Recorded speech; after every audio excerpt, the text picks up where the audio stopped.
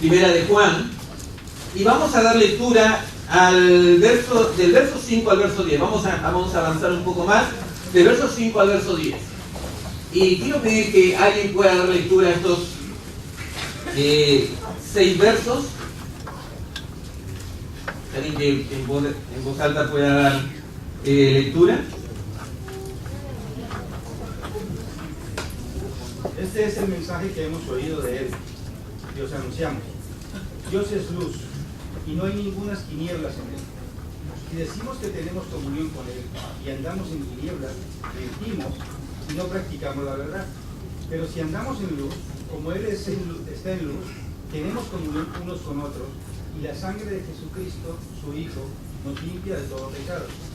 Si decimos que no tenemos pecado, nos engañamos a nosotros mismos, y la verdad no está en nosotros. Si confesamos nuestros pecados, Él es fiel y justo para perdonar nuestros pecados y limpiarnos de toda maldad. Si decimos que no hemos pecado, le hacemos a Él mentiroso, y su palabra no está en nosotros. Amén. Gracias, Carlos. Seguimos intentando comprender el mensaje que el apóstol Juan transmite a las iglesias del Asia Menor, en este caso, la actual Turquía, ¿no? Esto es lo que hemos visto, el apóstol Juan, el discípulo amado, el último de los que quedan de los apóstoles, todos son martirizados, pero él muere ya de viejo, es lo que la tradición nos dice. Juan nos ha venido diciendo que el propósito de esta carta es que tú y yo experimentemos el gozo. Ahora, un gozo de calidad distinta al que te ofrece cualquier placer que este mundo te trata de vender, ¿no? El mundo nos trata de vender distintos tipos de gozo, ¿no? Un coche del año, un Alhambra de 7 plazas, traería una alegría muy grande a mi corazón. ¿Sí o no, Jesús? Es un tipo de gozo. Pero se acaba cuando los años pasan y nuestra Alhambra se va deteriorando. No sé, un noviazgo genial trae un tipo de gozo. Una casa, ganarse la primitiva, trae un tipo de gozo, ¿no? O alguien se pondría a llorar. Bueno, de alegría quizá, ¿no? De alegría quizá.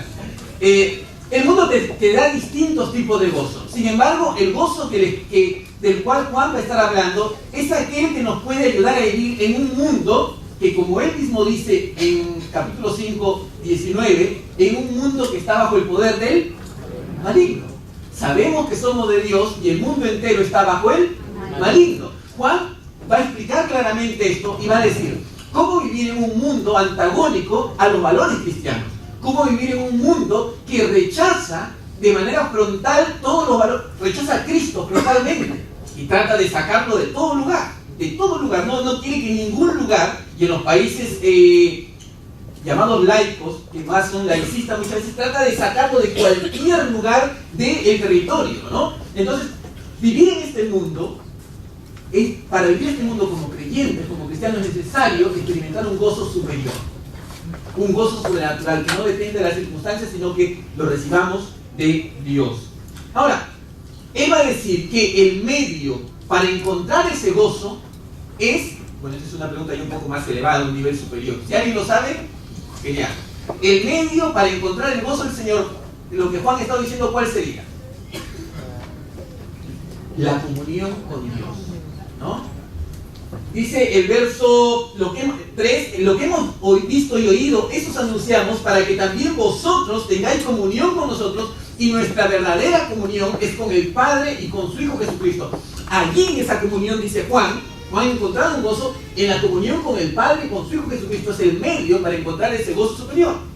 Ahora, sin embargo, la semana pasada hablamos de que la comunión con Dios no solamente es el medio para encontrar ese gozo sobrenatural, sino que en sí misma la comunión con Dios es la esencia del cristianismo.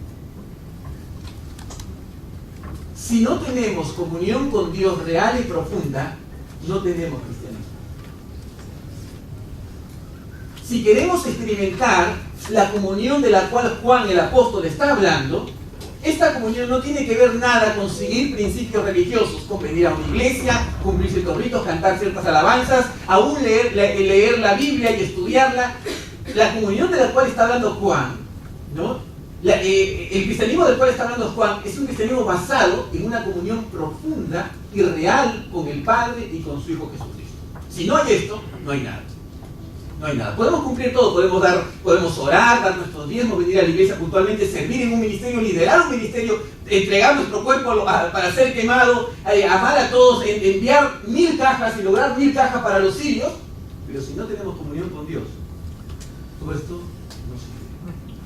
O no se equipara a lo que Juan está hablando. Muy fuerte, ¿no? Pero es la verdad.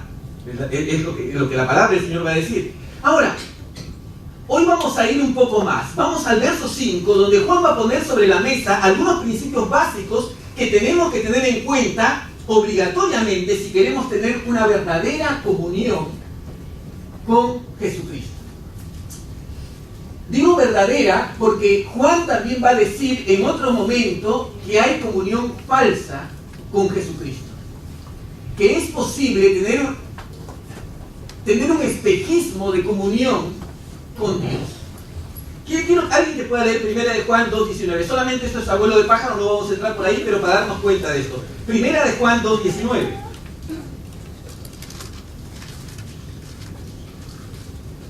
Salieron de nosotros, pero no eran de nosotros, porque si hubiesen sido de nosotros habrían permanecido con nosotros. Pero salieron para que se manifestase que no todos son de nosotros.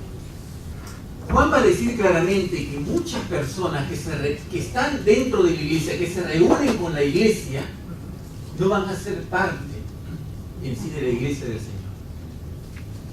Cantaban, porque dice, salieron de nosotros, estaban dentro de nosotros, tenían comunión con los hermanos, vivían con los hermanos, quizás servían con los hermanos, pero pasado el tiempo se dieron cuenta que se fueron y que realmente no eran parte porque no había comunión con Dios. Vivían un espejismo de comunión con Dios, pero estaban engañados.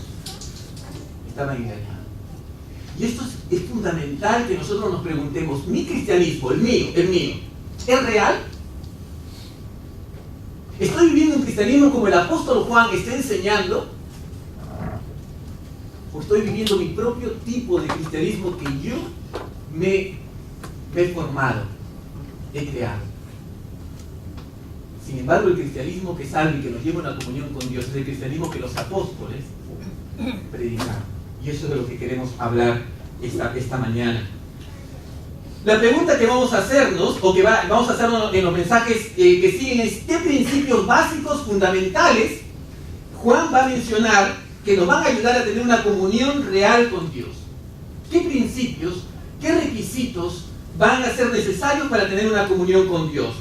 Y según el verso 5, lo primero que veo aquí es que el primer principio para tener comunión con Dios, y va a sonar muy sencillo, es que tenemos que empezar con Dios mismo.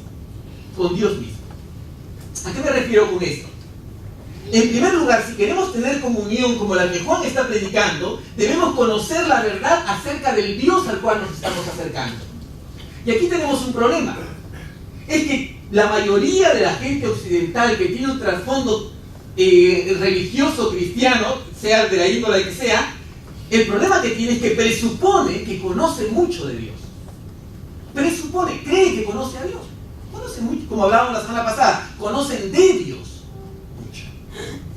Y esto hace que no se molesten en examinar si sus creencias están de acuerdo con lo que Dios mismo ha revelado de sí a la humanidad.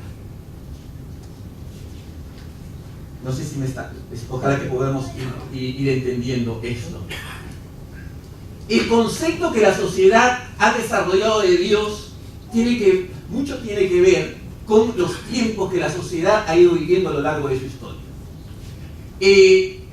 La sociedad hace 200 años, más o menos, un poco más, un poco menos, ha sido barrida por un movimiento secularista humanista. ¿Qué es el humanismo? Es colocar al hombre en medio. Antes, Dios estaba en medio. De edad media para antes era Dios que estaba en medio. Cuando nacías, si querías ser una persona, si no querías ser un endemoniado, tenías que ir al cura y bautizarte, porque tú estabas endemoniado, ¿no? Y también si querías irte al cielo, el cura tenía que venir y hacerte la extrema unción para que vayas al cielo. O sea, el inicio de tu vida y tu final estaba en las manos de la religión. La religión definía lo que era bueno y lo que era malo. En el centro, sea mal o sea bien, estaba ciertamente la religión y muchas veces no Dios dentro, pero Dios estaba de otra manera en medio. El secularismo echó, lo que hemos dicho hace un momento, buscó echar a todo lo que tenga que ver con Dios de la sociedad y puso al hombre en medio, en el centro de todo, de todas sus decisiones y de toda su perspectiva respecto a todas las cosas. ¿Cómo influenció o cómo influencia esto a la iglesia cristiana? ¿Cómo lo influenció? Lo influencia en el sentido de que el conocimiento que la iglesia muchas veces tiene de Dios ya no está centrado en Dios mismo, lo que hemos dicho hace un momento, sino que está centrado en el hombre y sus necesidades. Cuando se predica de Dios hoy en día, ¿de qué se predica más? ¿De qué característica de Dios se predica más? De su amor. ¿Qué es lo que necesita el hombre hoy en día? Necesita amor, perdón, protección, cuidado, ayuda a sus necesidades. Y el Dios que la gente va conociendo es un Dios acorde a las necesidades que el hombre tiene. Venimos a buscar protección en Dios y venimos y encontramos en Dios. Venimos a buscar amor en Dios porque el mundo nos ha dado desamor. Venimos a buscar protección, ayuda. Y cada uno encuentra un Dios de acuerdo a su necesidad, un Dios a la carta. La pregunta es, ¿ese Dios que encontramos es realmente el Dios de la Biblia, de la Escritura? Muchas veces no es así. Y yo lo comparo como el amor a primera vista. ¿Alguien aquí se ha enamorado a primera vista? Nadie, ¿no? Eso es algo que sucede en otros lugares. Nadie ha recibido un flechazo así que te ha destrozado, ha pasado el corazón y ha traspasado por aquí, ¿no? El amor a primera vista. ¿Qué características tiene el amor a primera vista? ¿Te enamoras de qué?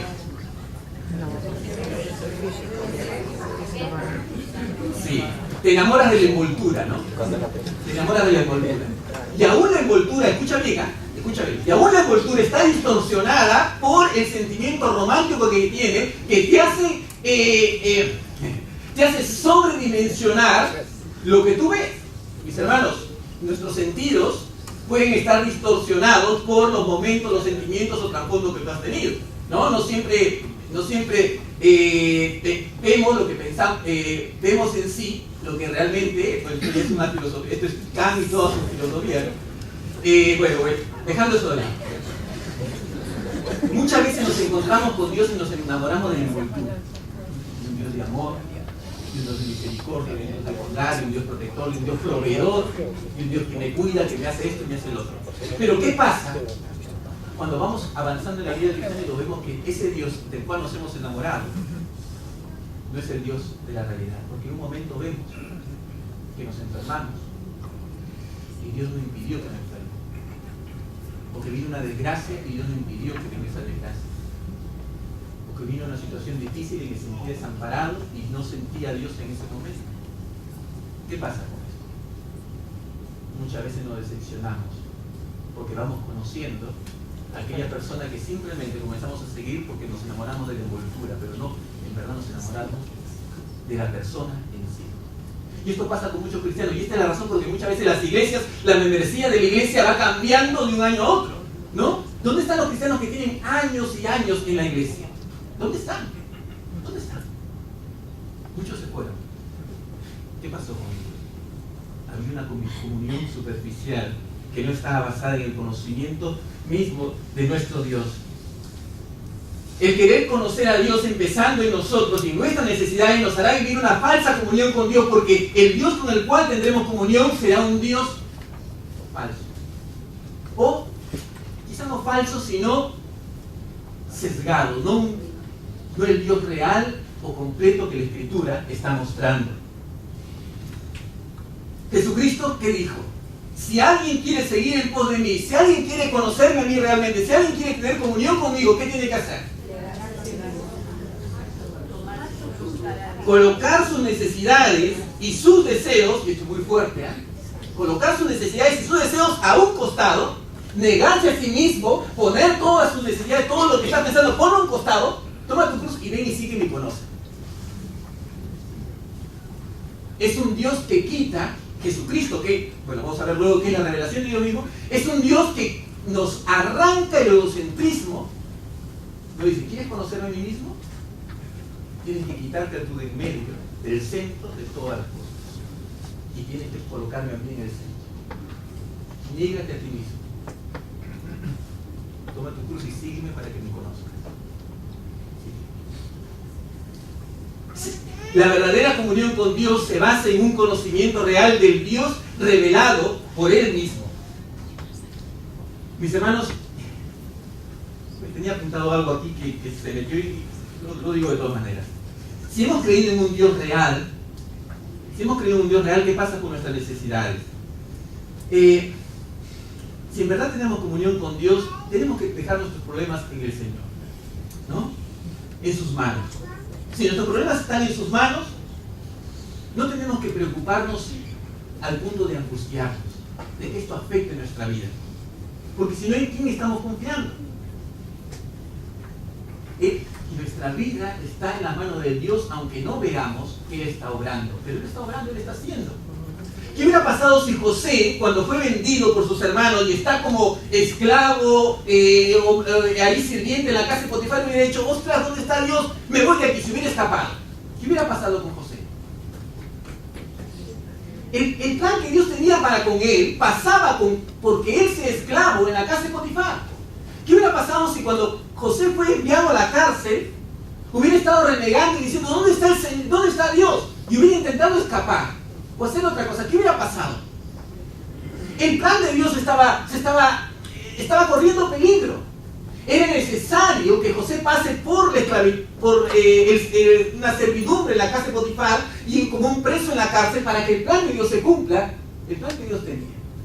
Mis hermanos, es necesario que tú y yo pasemos lo que pasamos, lo que Dios solamente sabe que vamos a pasar, para que el plan de Dios se cumpla en tu vida y en la mía. Es necesario.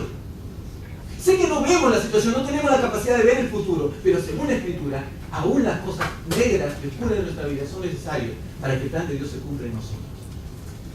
Esto como un inciso. El conocer a un Dios irreal nos va a llevar a tener una visión distorsionada de todas las cosas. Por ejemplo, el conocer a un Dios de amor solamente. Hoy en día hay una lucha y se están levantando iglesias evangélicas, cristianas evangélicas, bueno, y acá es un tema un poco difícil simplemente para que lo piensen, donde es aceptado lo que antes el Señor no aceptaba. Y aquí quiero que me escuchen y que me juzguen hasta el final de lo que digo. El homosexualismo es aceptado en ciertas iglesias como algo normal. Hace poco se casó un pastor anglicano con otro hombre. Se casó en Inglaterra. Hace poco nada más. Bueno, los anglicanos, hoy en día ya los anglicanos se han torcido mucho, pero los anglicanos en un inicio tenían un trasfondo cristiano, ¿verdad? ¿Cómo han podido permitir esto? Yo he hablado con muchas personas con esta tendencia y me dicen, pero ¿cómo un Dios de amor puede rechazar e impedir que yo sea feliz? Y indudablemente Dios quiere que seamos felices.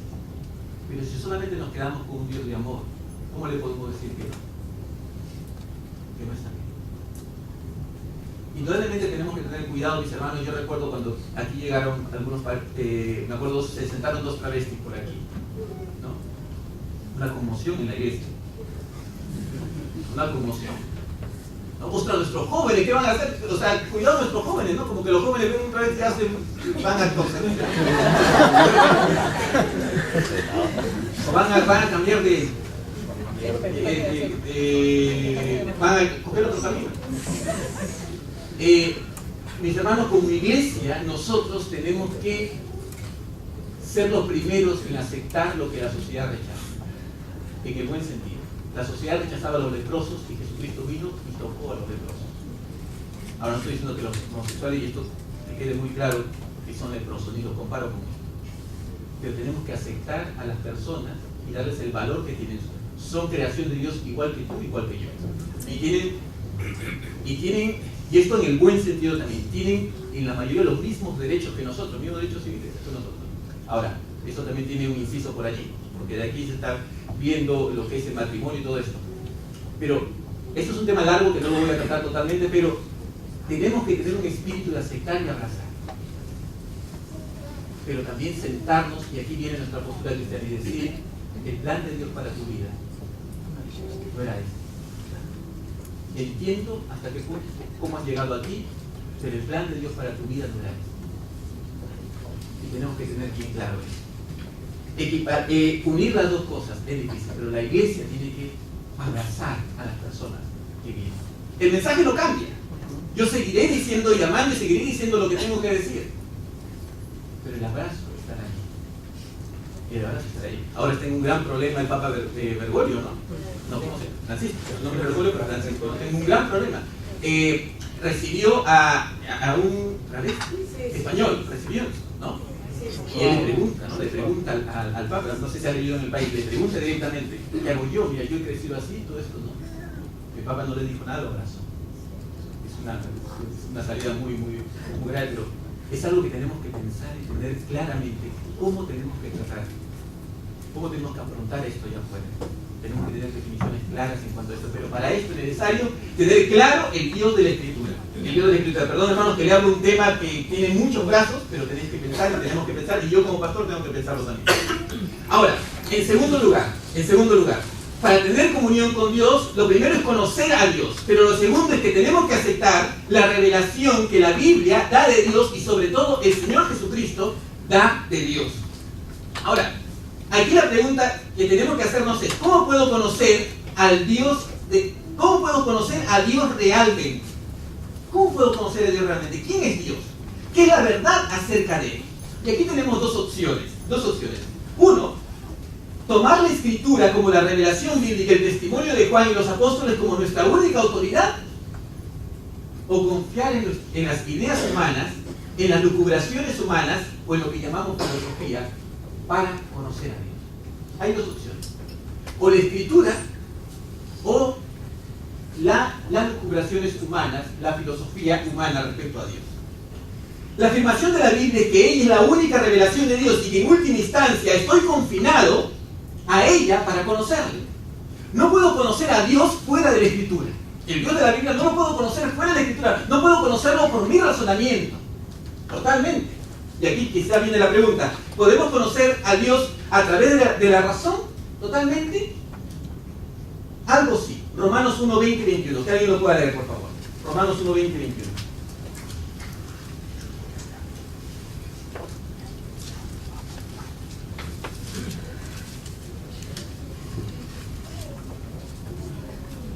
Porque las cosas invisibles de Él, su eterno poder y verdad, se hacen claramente visibles desde la creación del mundo, siendo entendidas por medio de las cosas hechas, de modo que no tienen excusa.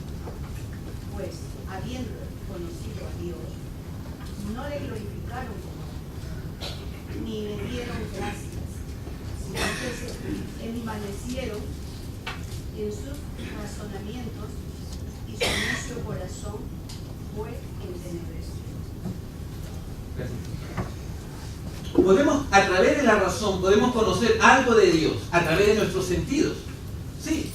Dice la palabra, su eterno poder y deidad es claramente conocido por todas las cosas hechas. Indudablemente, cuando uno ve una flor, puede darse cuenta de la belleza, del concepto de belleza o de la belleza de su creador. Y cuando ve el universo en su magnitud, puede decir, ostras, esto solamente lo ha tenido que ser un Dios grande y poderoso. Sin embargo, Pablo mismo va a decir allí en el verso 21, habiendo conocido a Dios no le glorificaron ni le dieron gracias, sino que se envanecieron en su razonamiento. Entró la soberbia a su mente y luego dice, su necio corazón fue entenebrecido. Comenzaron a razonar de una manera soberbia y comenzaron a negar al Dios revelado en la naturaleza. ¿Se puede conocer a Dios a través de la naturaleza? Se puede conocer algo de Dios, se puede saber que existe un Dios, en principio. Sin embargo, es necesario ir a la revelación que Dios ha dado a lo largo de los siglos, que entregó a los patriarcas de antaño, que entregó los 10 mandamientos donde uno puede ver su carácter, que fue dando a los profetas que iban saliendo uno tras otro, y sobre todo, en la persona misma de Jesucristo. Solo en la encarnación, en la persona misma de Jesucristo, podemos conocer a Dios, al Dios invisible realmente. Juan 1.18, alguien que lo lea por favor. Juan 1.18. Y otra persona, Juan 14.8-9. Brian, ¿tienes Juan 14.8-9? ¿Puedes buscarlo? ¿Vale? Y Juan 1.18, ¿alguien puede leerlo? Carlos, lo tenéis. Vale. Juan 1.18 en primer lugar.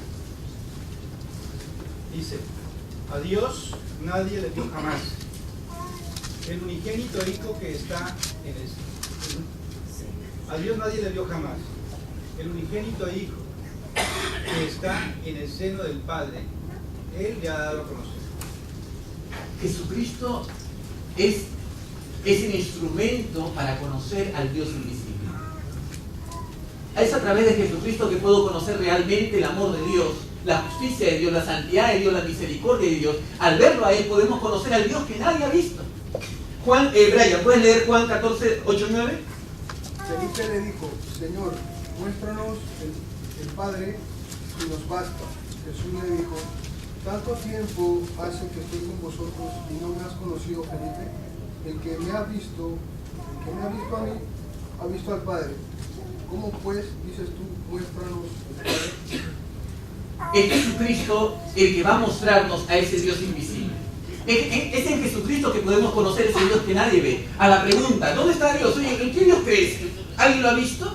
Bueno, Dios ha enviado a su Hijo Jesucristo en su encarnación para poder conocer ese Dios que nadie ha visto. En Él podemos conocer el amor que nos tiene, la misericordia, la rectitud, la bondad. En Él podemos conocer la plenitud de Dios. Jesucristo, como dice Hebreos capítulo 1, versos 2 y 3, en estos postreros días nos ha hablado por el Hijo, a quien constituyó heredero de todo y por quien asimismo hizo el universo, el cual siendo el resplandor de su gloria y la imagen misma de su sustancia. Es a través de Cristo que podemos tener comunión con Dios, solamente que podemos conocer ese Dios realmente y no vivir con una comunión distorsionada o un espejismo de la comunión. Y aquí entro al tema, al punto culminante. Juan va a comenzar a hablar de Dios. Va a decir, este es el Dios que hemos conocido y os anunciamos. Ahora, y es interesante que él no va a decir, el Dios que os anunciamos es un Dios de amor. O no va a hablar de la misericordia. Él va a decir, Dios es luz y no hay ninguna tinieblas en él. Es lo primero de lo que va a hablar Juan. ¿A qué se refiere con que Dios sea luz? En todo el Nuevo Testamento, cuando encuentras el concepto de luz, está hablando de conocimiento, de que tu entendimiento se abre a la verdad. Sin embargo, cuando lees el contexto de estos 5 versículos, te vas a dar cuenta que Juan no está hablando solamente del conocimiento o el entendimiento, está hablando de la pureza y la santidad. Porque lo contrapone la luz contra las tinieblas, contrapone la luz contra el pecado, contra la maldad. Juan está hablando de la pureza, de la santidad de Dios. Juan va a seguir la misma línea que Dios ha tenido a lo largo de su revelación en la Escritura, cuando se ha querido revelar a alguien. Vayamos un poquito más a Moisés. Éxodo 3, 4 y 5, por favor.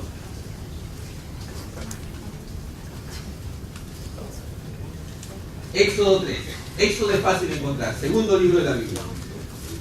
Capítulo 3, verso 1. Voy a leer desde el 1. Si veis que hay alguien al lado que está entrando en un trance, despierta. No es un trance, sino que está en automático. Vale. Dice, apacentando Moisés las ovejas de Jetro, su suegro, sacerdote de Madián, llevó las ovejas a través del desierto y llegó hasta Horeb, monte de Dios. Y se le apareció el ángel de Jehová. ¿Quién es el ángel de Jehová? Es el Cristo preexistente. En una llama de fuego en medio de una zarza. Y él miró y vio que la zarza ardía en fuego y la zarza no. Entonces Moisés dijo, iré yo ahora y veré esta grande visión. ¿Por qué causa la zarza no se quema? Viendo Jehová que él iba a ver, lo llamó Dios de en medio de la zarza y dijo, Moisés, Moisés. Y él respondió, heme aquí. ¿Y qué le dice Dios? No te acerques, quita el calzado de tus pies, porque el lugar en que tú estás. con lo primero que te vas a encontrar cuando quieres tener comunión con el Dios de la Escritura es con su santidad. Mira Josué capítulo 5, verso 15. Josué va a ser usado por Dios en conquistar la tierra prometida. ¿Recuerdan a Josué? La primera ciudad que conquista, ¿cuál es? Jericó. Pero antes que pase esto, mira el verso capítulo 5 de Josué.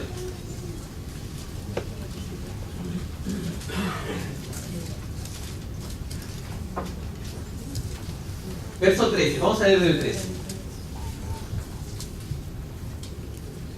Estando Josué cerca de Jericó, alzó sus ojos y vio un varón que estaba delante de él, el cual tenía una espada desenvainada en su mano. Y Josué, yendo hacia él, le dijo: ¿eres de los nuestros o de nuestros enemigos? Él respondió: no, mas como príncipe del ejército de Jehová he venido ahora. Entonces Josué, postrándose sobre su rostro en tierra, le adoró y le dijo: ¿qué dice mi señor a su siervo? Y el príncipe del ejército de Jehová respondió a Josué: quita el calzado de tus pies, porque el lugar donde estás es santo. ¿Qué vamos a decir de Isaías? Cuando Isaías quiere tener un encuentro con Dios, se encuentra otra vez con la santidad de Dios. ¿Qué vamos a decir de Pedro? Las semanas pasadas hablamos de Pedro. Pedro cree que el hombre a quien está siguiendo es un rabino que le está enseñando cosas buenas, un revolucionario. Y en un momento está pescando, recuerda, no pesca nada, y Jesús le dice: anda, pesca otra vez y tira la red a la derecha. No lo quiere hacer, pero luego lo hace. Y cuando lo hace, hay una pesca increíblemente milagrosa. Pedro se da cuenta que la persona a quien él está siguiendo no es un hombre más. ¿Y recuerdan qué dice Pedro? Apártate de mí, que soy hombre pecador. Él se da cuenta de la santidad de Jesucristo. Y eso lo vas a ver en el mismo Juan, en Apocalipsis capítulo 1. Jesús se presenta ante Juan y se presenta como fuego, su rostro resplandecía, sus pies de bronce bruñido, fuego que representa la santidad. Y acá tengo que decir algo, queridos hermanos y amigos: la primera experiencia que necesitas tener, si vas a tener una verdadera comunión con Dios, es una experiencia con la santidad de Dios. Es la primera experiencia que Juan va a decir: si tú quieres tener una real comunión con Dios, tienes que tener una experiencia con la santidad de Dios.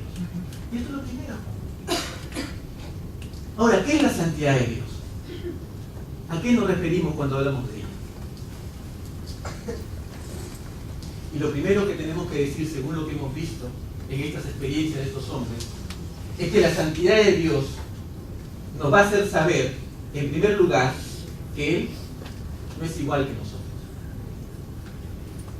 Él no es igual que nosotros. Moisés está andando por el desierto de una zarza que arde y no se quema. Y se acerca con una curiosidad para ver qué está pasando. Dios se da cuenta que está viniendo, Dios se da cuenta que está viniendo y le dice: hey, ¿a quién crees que te estás acercando?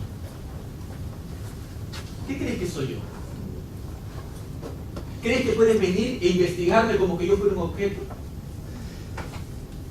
¿Crees que yo soy igual que tú para que tú vengas y simplemente comiences a observarme y investigarme? Primero quita el calzado de tus pies. Porque el lugar donde tú estás es algo muy distinto a los caminos que tú has caminado. Quita el calzado de tus pies, porque la tierra donde tú estás es tierra santa. Y lo primero que la santidad nos va a enseñar es que el Dios al cual estamos siguiendo no es igual que nosotros. Que aunque es un Dios de amor, también es un Dios tan grande que no podemos acercarnos con toda la confianza como que fuera el amigo o el compañero.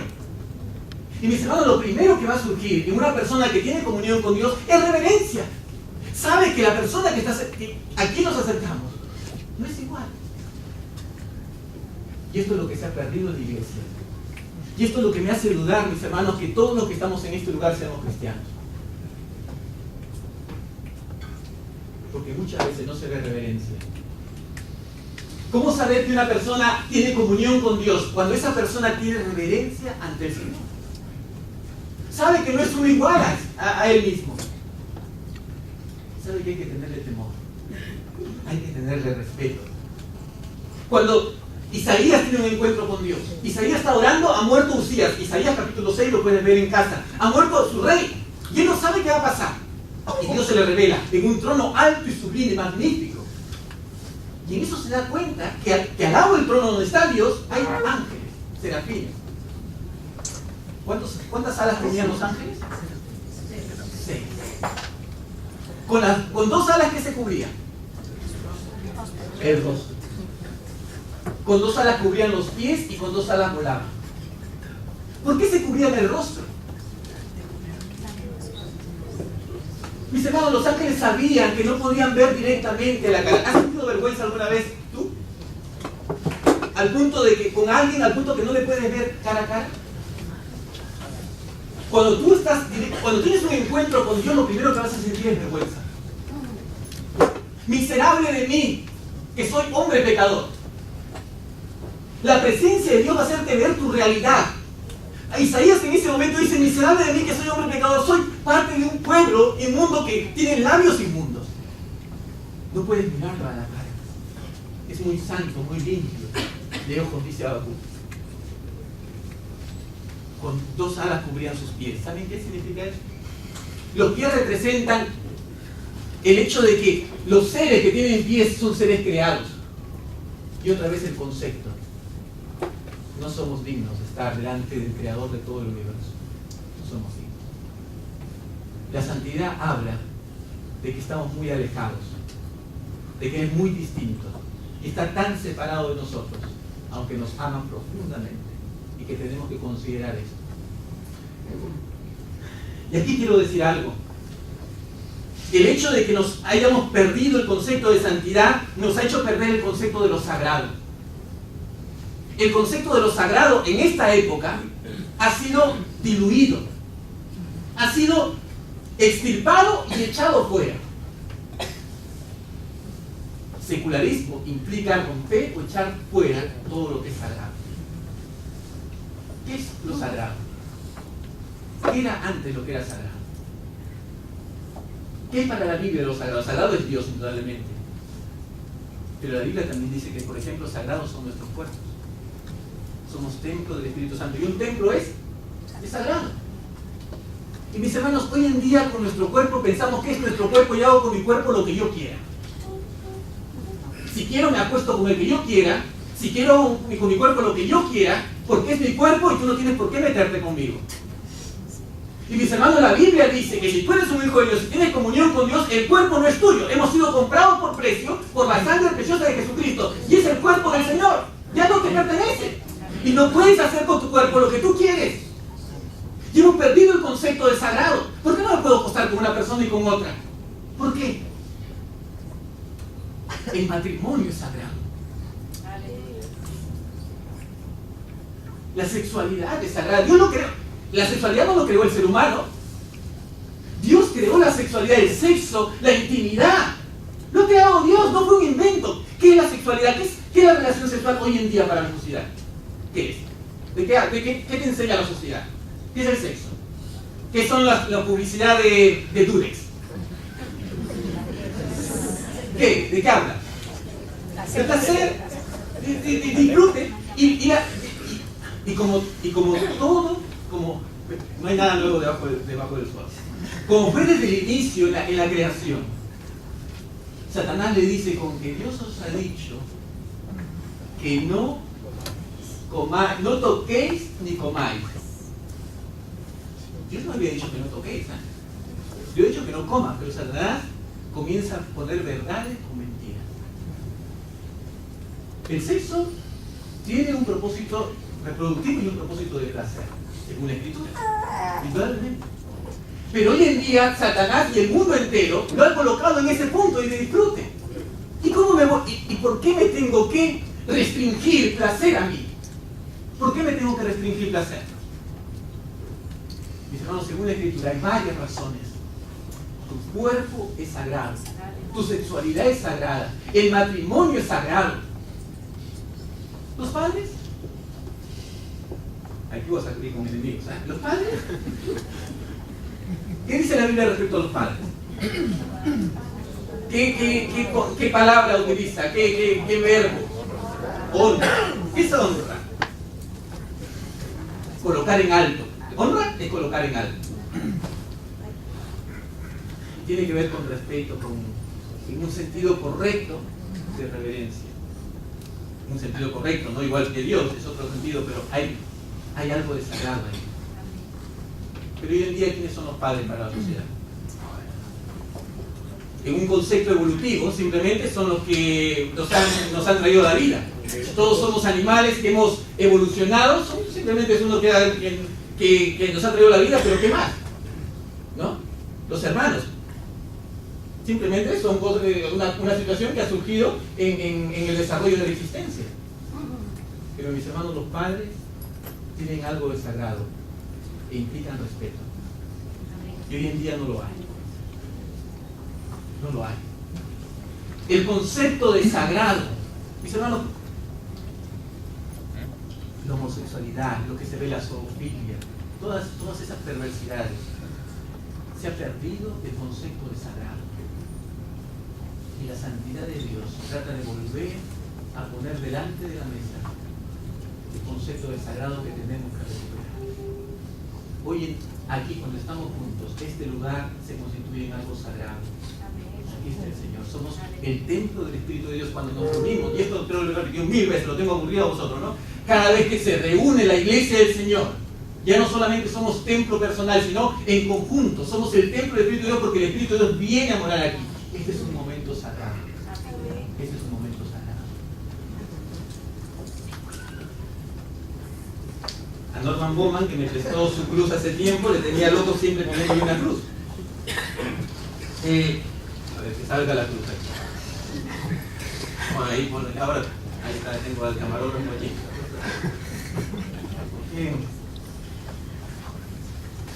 ¿Por qué la cruz? ¿Por qué Dios no simplemente te perdonó tus pecados y los míos? ¿Por qué tuvo que existir la cruz? ¿Por qué tuvo que alguien que morir en una cruenta cruz? Y esta cruz es muy... No estoy tan contento con Doron porque me he hecho... La cruz que tenía era una cruz un poco más brusca, más dura. Esta cruz me lo ha hecho muy pijilla, ¿no? Muy ilustrada. ¿Por qué la cruenta cruz? ¿Por qué el sufrimiento de su hijo en una cruz? La cruz no se entiende sin entender la santidad de Dios. ¿Por qué Dios no solamente perdonó los pecados? Mis hermanos, la cruz lo que está mostrando es que Dios es tan santo que no puede permitir que el pecado exista a su lado. Si quieres tener comunión con Dios, Dios ha puesto reglas, tiene sus principios, tiene su carácter. El alma que pecare, ¿qué dice? Ese morirá, porque la paga del pecado es muerte. Y Él es santo, y Él no cambia, y Él tiene sus principios, no cambia. Sin embargo, también nos ama. Y en la cruz se ve esos dos puntos, la santidad de Dios y el amor de Dios. Él está mostrando que el pecado no es algo sencillo. El pecado no es algo que, bueno, un pequeño desliz, ¿no?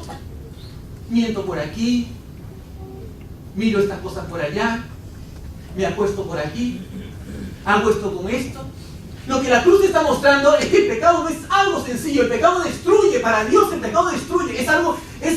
Es el mayor enemigo que tiene el ser humano. El pecado produjo la muerte. Y entonces la cruz nos muestra lo terrible del pecado, el carácter santo de Dios, pero también el carácter de amor de Dios. Él nos ama. Y Él envió a Jesucristo para que pague las consecuencias de nuestros pecados. Y mis hermanos, la cruz no se entiende sin entender la santidad de Dios. Aquí podemos ver la santidad de Dios, que el Padre no puede ver el pecado, pero el Padre nos ama.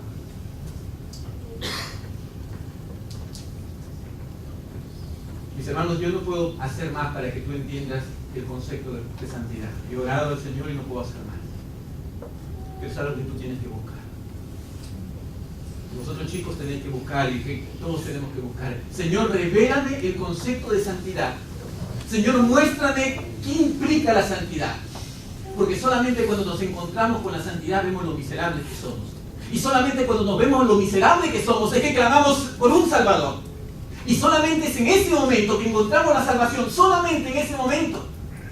Uno no es salvo porque repite una oración. Uno no es salvo porque venga a la iglesia. Uno es salvo cuando entiende lo miserable de su vida y clama, oh Señor, ¿qué podemos hacer? Ayúdame. Requiere un Salvador. Solamente cuando entendemos lo terrible del pecado y la grandeza del amor. Vamos a orar.